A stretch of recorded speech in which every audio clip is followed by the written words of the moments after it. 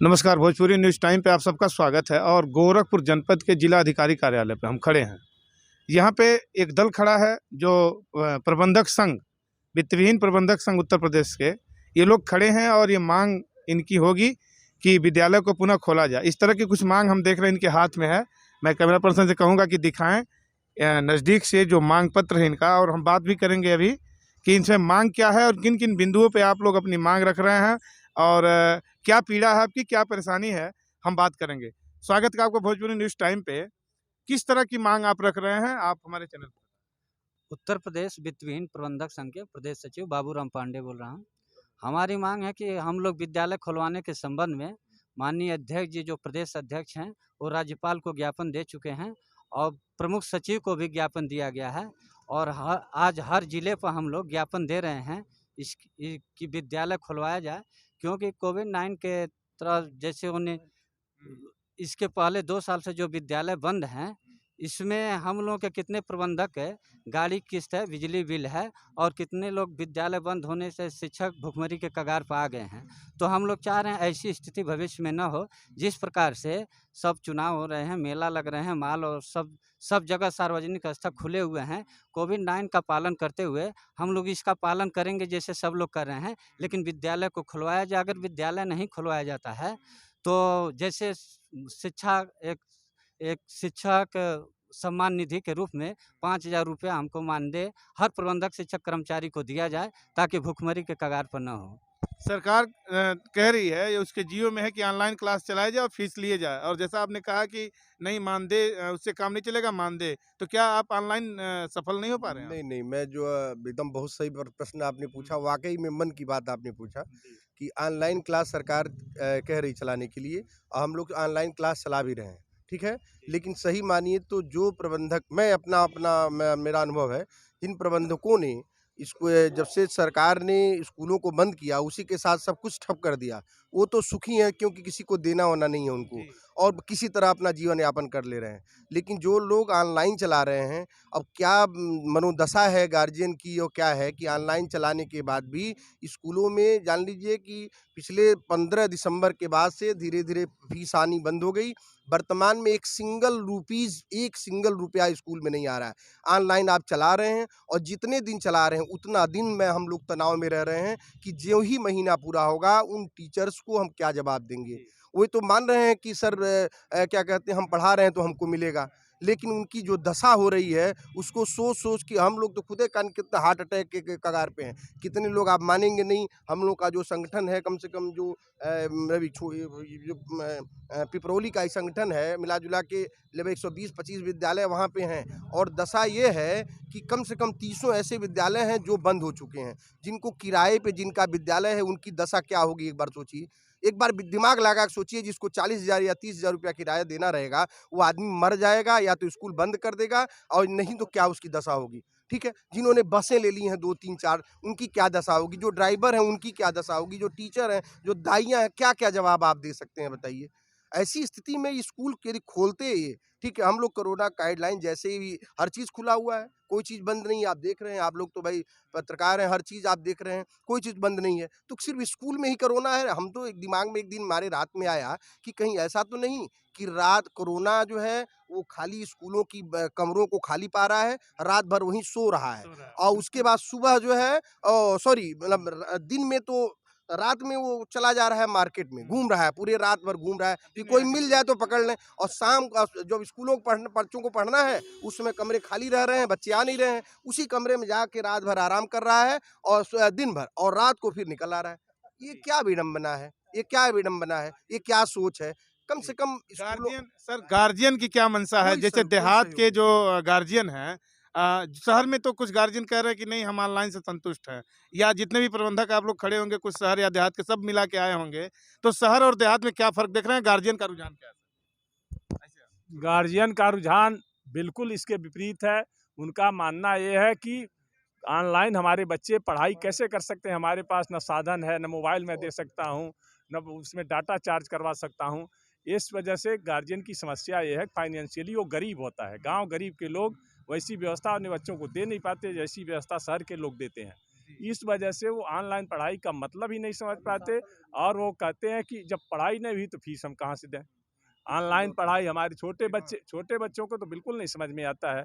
और जो बड़े बच्चे हैं, जाहिर है कि वो बड़े बच्चे, उनके भी पास इतनी व्यवस्था नहीं है कि वो ऑनलाइन मोबाइल गार्जियन उनको खरीद के दे सकें और वो पढ़ाई कर सकें। इस कोविड के दौर में एक बात और आपसे लेंगे, कोविड के दौर में शिक्षा का स्तर जो रूरल का है, जो अन्य कॉलेजों का है या विद्यालयों का है, उसमें आप कहाँ पा रहे हैं और बच्चों को कहाँ पा रहे नहीं नहीं, एक एक इसका पहले हम जवाब देना चाहेंगे, हाँ। फिर आपके प्रश्न का।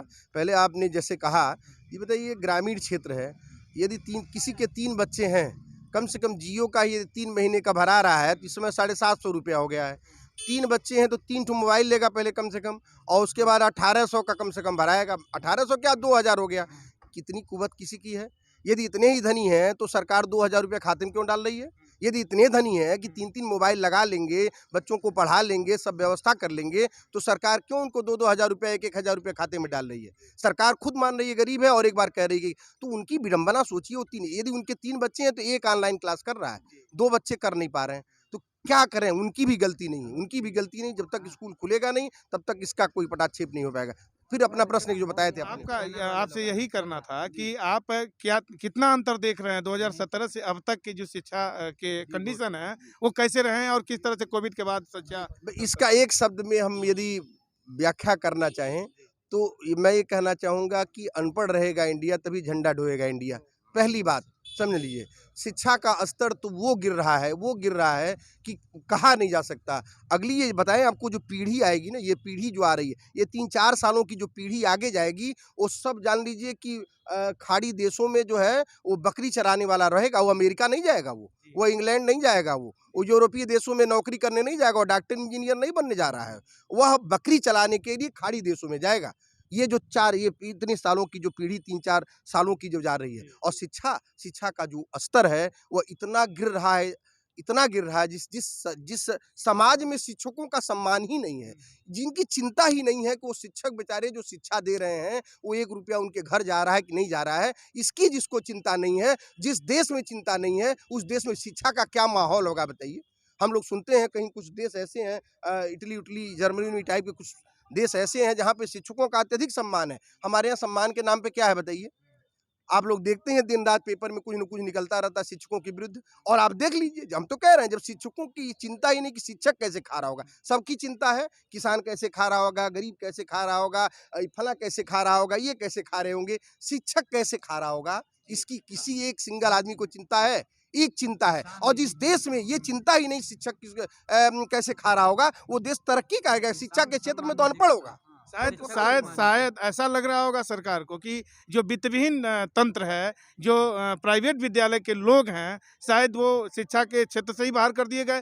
दूसरी चीज़ ऐसा लग रहा है कि आपने जो क्वेश्चन किया कि किसान निधि आ रही है, बेरोजगार भत्ता आ रहा है, या किसानों के माध्यम से अन्य उनके खातों में भेजी जा रही है, यानी यहाँ पे शिक्षकों के खाते में जो कोविड का दौर चला, नहीं 2017 से या नहीं 2014 से, तो कोविड के दौर में शिक्षकों को कुछ मिलना चाहिए, ऐसा नहीं हुआ। और सरकार के कानों में आप लोगों की जो आवाज़ है गई नहीं, या क्या वहाँ से कुछ मैसेज आया, इस पर क्या कहना चाहते हैं? नहीं, निश्चित रूप से जैसे हम लोगों के आपको मिलेगा ही, उसमें हम लोगों ने इसकी मांग की है कि जो भी शिक्षक हैं, इसके पहले भी मांग किया गया था कि ये जो दौर है इसमें कोई प्रबंधक, देखिए प्रबंधक क्या करता है, उसके पास फीस आती वही फीस वेतन में देता है। कोई प्रबंधक बताइए अपने घर से देता है? कोई घर से नहीं देता, वही फीस आती वही देता है।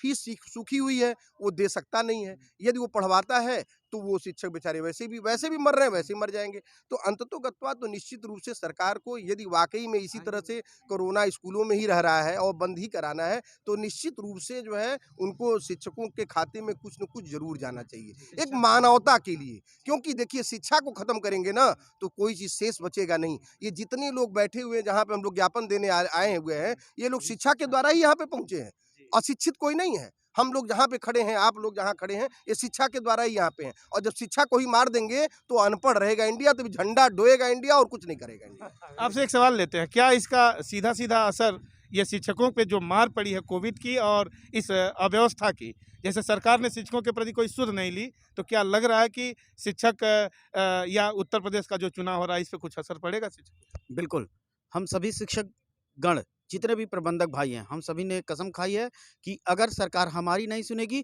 तो हम भी इस बार वोट से बहिष्कार करेंगे। हम सभी मिल कर के नोटा दबाएँगे, क्योंकि कोई हमारी बातें नहीं सुन रहा है। जिले से लेकर के, प्रदेश से लेकर के और राष्ट्र तक में कोई हमारी बातों को नहीं सुन रहा है। इसलिए हम सभी प्रबंधक आज यहाँ बता रहे हैं आपके चैनल के माध्यम से कि अगर हमारी बातों को नहीं सुना गया, हमारे दुखों को नहीं देखा गया, तो इस बार चुनाव में हम सभी प्रबंधक मिल कर के नोटा दबाने वाले हैं। देखिए, ये उत्तर प्रदेश वित्तविहीन प्रबंधक संघ का एक गुट है और अपनी मांग को लेकर के जिलाधिकारी कार्यालय पर ये लोग आए हैं। निश्चित तौर पे जो पीड़ा रही है 2019 से लेके अब तक शिक्षकों के लिए, वो निंदनीय रही है, सरकार के लिए भी निंदनीय रही है, क्योंकि हर वर्ग के खाते में अगर पैसा गया तो शिक्षक के वर्ग में सीधे सीधे सरकार ने अपना पल्ला झाड़ दिया है कि हम ऑनलाइन की व्यवस्था आपको दे दी, ऑनलाइन पढ़वा के आप फीस ले लीजिए। लेकिन निश्चित तौर पर जो गरीब गार्जियन है वो 1 रुपये फीस नहीं देने आया, ऑनलाइन विद्यालय चल नहीं पाए और टोटल तरीके से विद्यालय फेल गए। बच्चों की शिक्षा व्यवस्था भी चौपट रही और शिक्षक के जो बदहाली थी, शिक्षक की जो गरीबी थी, वो सीधे सीधे दिख रही है। कुछ शिक्षक आत्महत्या करने के कगार पे आ गए, कुछ शिक्षक तो रोड पे सब्जियां बेचने लगे। तो अगर ये देश के शिक्षक का अगर यही हाल होगा तो क्या होगी शिक्षा व्यवस्था? आगे देखिए, वक्त बताएगा होता क्या है। देखते रहिए Bhojpuri news time. Camera person Manoj संग, हम शंभू शरण।